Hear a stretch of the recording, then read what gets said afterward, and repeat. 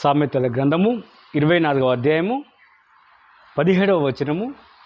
నీ శత్రువు పడిపోయినప్పుడు సంతోషింపకము, వాడు తొట్టిదినప్పుడు నీవు మనస్సున ఉల్లసింపకము.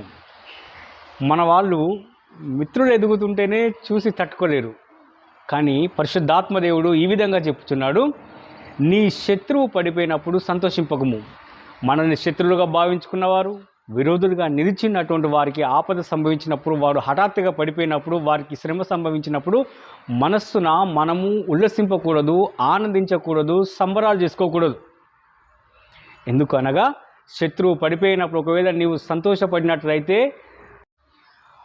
ఒకవేళ దేవుడు వాని మీది నుండి తన కోపము తిప్పుకొను.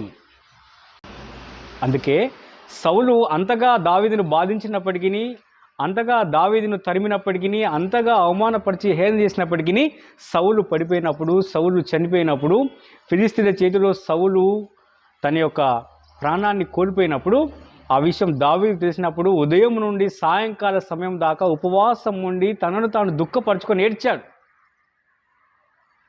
నీతి భూషణం గలవారు నీ ఉన్నతమైన స్థలంపై అయ్యో హతులైరి అని ఏడ్చాడు, దుఃఖపడ్డాడు.